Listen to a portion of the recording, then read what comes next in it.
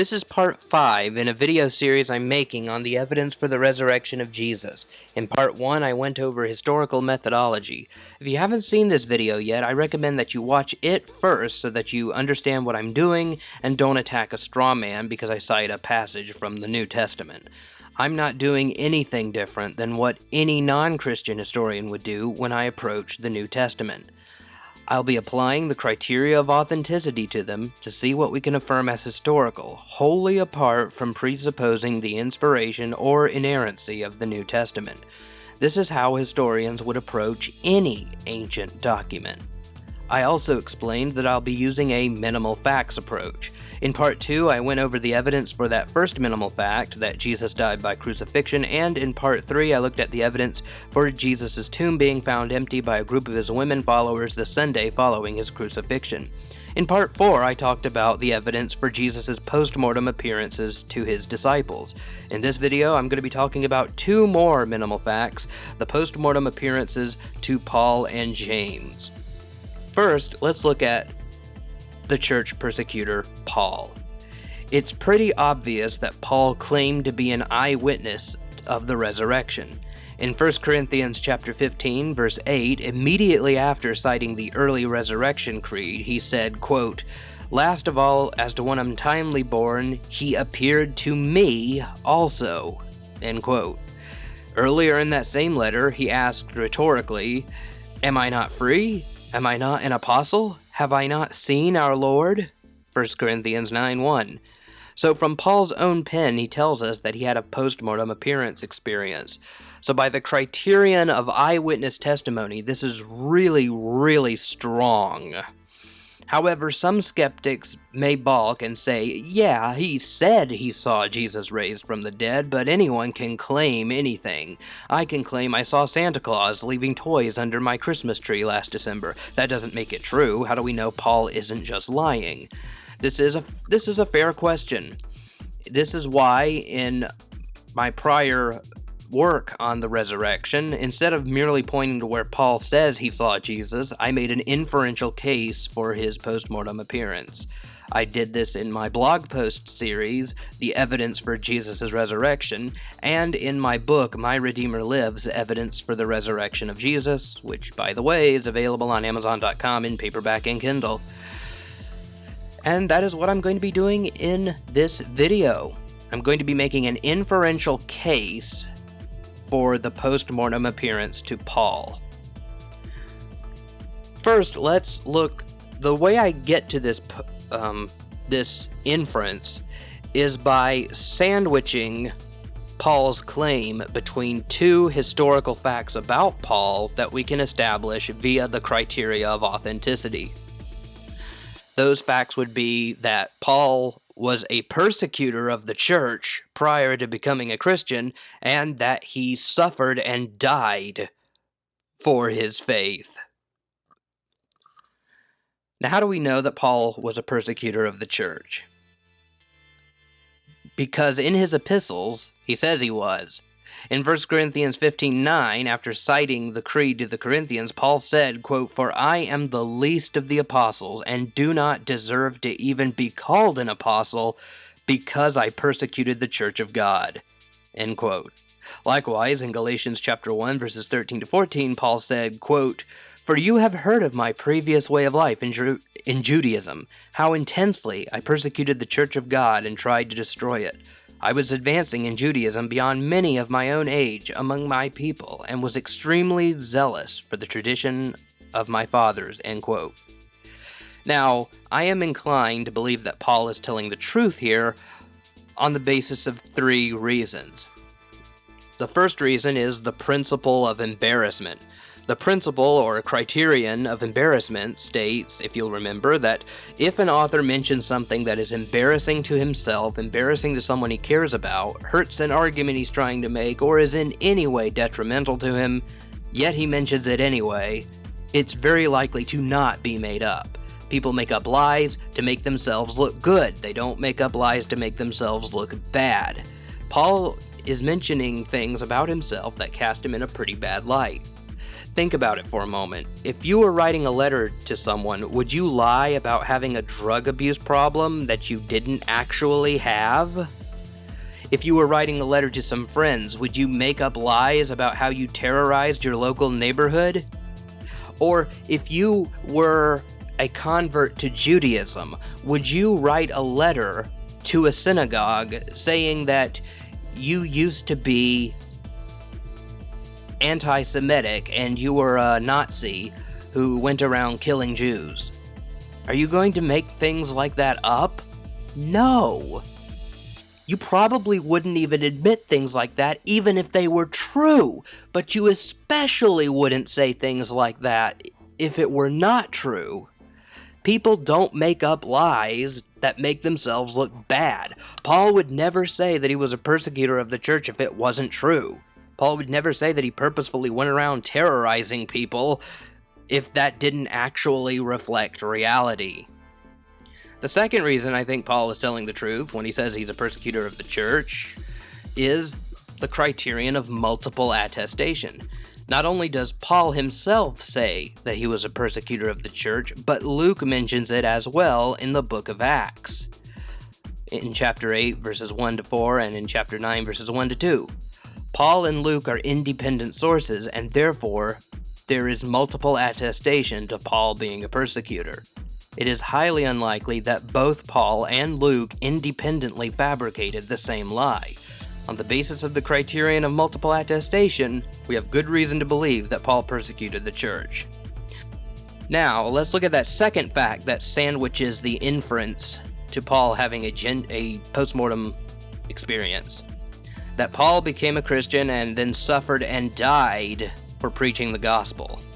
It's pretty obvious that Paul himself became a Christian sometime after persecuting Christians. Just like with the disciples that I talked about in the previous video, we know that Paul actually believed the message he was preaching because he endured terrible suffering throughout his life for the sake of the gospel and was eventually killed for his Christian faith. 7 independent sources attest to Paul's suffering and martyrdom. Paul himself recounts instances of his suffering. He writes, quote, 5 times I received from the Jews the 40 lashes minus 1. 3 times I was beaten with rods. Once I was pelted with stones. 3 times I was shipwrecked. I spent a night and a day in the open sea. I have been constantly on the move. I have been in danger from rivers, in danger from bandits, in danger from my fellow Jews, in danger from Gentiles, in danger in the city, in danger in the country, in danger at sea, and in danger from false believers. I have labored and toiled and have often gone without sleep. I have known hunger and thirst and have often gone without food. I have been cold and naked. Besides everything else, I face daily the pressure of my concern for all the churches." End quote. 2 Corinthians chapter 11, verses 24 to 28. Some of the specific sufferings mentioned by Paul in 2 Corinthians are also reported by Luke. One of the shipwrecks was recorded in Acts chapter 27, verses 14 to 44. Paul was stoned in Acts 14:19, and Acts chapter 16, verses 22 to 24 records an instance of Paul being scourged. The book of Acts records several other hardships Paul endured for being a Christian, but I won't mention them here. As for his martyrdom, Clement of Rome, Tertullian, Dionysius of Corinth, cited by Eusebius, mention his martyrdom. Polycarp and Origen recorded as well. Paul was beheaded during the harsh persecution of Emperor Nero in the AD 60s. So we have 2 independent sources saying that Paul suffered for preaching the gospel, and we have 5 independent sources that say he died. He was killed for preaching the gospel. And on the basis of the criterion of multiple attestation, we have good reason to believe that Paul really did suffer and die for preaching the gospel. Now, how are we to explain this? How are we to explain the fact that Paul was someone who persecuted the church, he killed some Christians and imprisoned others, and was just all around terrorized them, to someone who was so passionate about kept spreading the gospel message, the gospel that he so opposed, that he was willing to go to his death proclaiming it. How do you explain that? I can think of no other explanation than the one Paul himself gave in 1 Corinthians 15:8. Then he appeared to me also, as to one untimely born. This is the only logical way to explain why Paul would go from being a Christian killer to a Christian preacher, from being someone who tried to destroy the church to someone who tried to build the church. Now, again, you can try to explain away Paul's postmortem appearance experience naturalistically if you want to. You can say it was a hallucination, you could say he had conversion disorder. You can come up with a naturalistic theory, and in a future video I'm going to examine various naturalistic theories that try to account for these minimal facts, and I'm going to show you why they suck. But what I'm trying to say here is, just because you reject the miraculous, just because you reject the resurrection, that should not translate into you rejecting the fact that Paul really believed that he saw the risen Jesus appeared to him. Now, let's look at the skeptic James.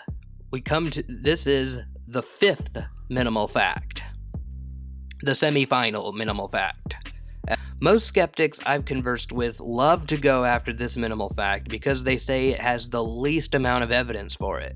After all, it's not mentioned anywhere except in one line, and that line is in the creed cited by Paul in 1 Corinthians 15. Nevertheless, I still think we have good grounds for affirming that this appearance occurred. First of all, as I said in the previous video, we have good reason to believe Paul got this creed from James himself. Secondly, the creed is extremely early, just 5 years after the death of Jesus. The severe earliness of this creedal tradition and the probability that Paul got the creed from James has to count for something, right? This would be the criterion of eyewitness testimony and early testimony. But nevertheless, just as with Paul, we can make an inferential argument for the postmortem appearance to Jesus, using the same sandwiching method. The first is that James was a skeptic during Jesus' lifetime. James and his other brothers, we are told, were not believers during Jesus' lifetime. So now how do we know this? First, we know this on the basis of the criterion of embarrassment. It was embarrassing for a rabbi's family to not accept him back in those days. It was embarrassing for a rabbi's family to be opposed to him in some way or another back in those days. So this isn't very flattering for Jesus, but it gets worse. In fact, Mark chapter 3 verses 20 to 35 tells us that Jesus' family thought he was crazy and that they had come to seize him and take him home. This doesn't paint Jesus or his family in a very good light, given the stigmatism back then. Therefore, it's highly unlikely that the gospel writers would have invented skepticism on the part of Jesus' brother James. In fact, John 7 recounts a rather nasty story where Jesus' brothers try to goad him into a death trap by showing himself publicly at a feast when they knew that the Jewish leaders were trying to kill him. Jesus' brothers were trying to sabotage him. Why in the world would John place Jesus' brothers in such an ugly light if such an event never took place? Usually, if you respect someone, you don't slander their family. The second reason we know James was a skeptic is on the basis of the criterion of multiple attestation. Not only does Mark mention it, chapter 3, but John mentions it as well, chapter 7. Mark and John are independent sources, and therefore James's skepticism is multiply attested. So we've established that James was a skeptic. Now, just a short time after Jesus' death, James came to believe that Jesus had risen from the dead. Even though James was a skeptic, we know that later on in the early church, James emerges as one of the pillars of the New Testament church and one of the leaders of the church. Moreover, he was eventually martyred. We know this on the basis of multiple attestation. that James was a leader in the early church is mentioned in the book of Acts, chapter 21, verses 17 to 20, as well as by Paul in his letter to the Galatians, chapter 2, verse 9. Again, Paul and Luke are independently reporting this. Thus, we know this on the basis of the criterion of multiple attestations. Now, how do we know James was martyred for his Christian faith? Again, multiple attestation. We have the testimony of Flavius Josephus, Hegesippus, and Clement of Alexandria that James was martyred for his belief in his brother as the risen Jesus. Now, how is this to be explained? The most likely explanation, I think, is that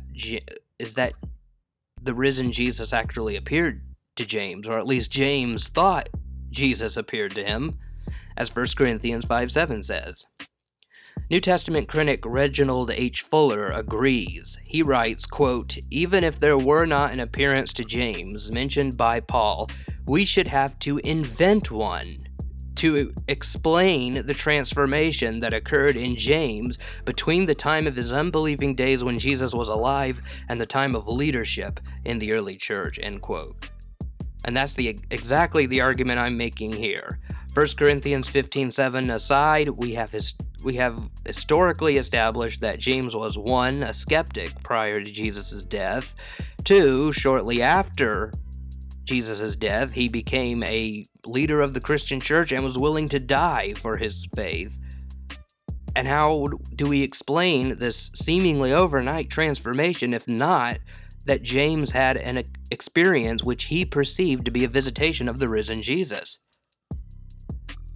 So in conclusion, we have seen that the postmortem appearances to Paul and James are very well attested.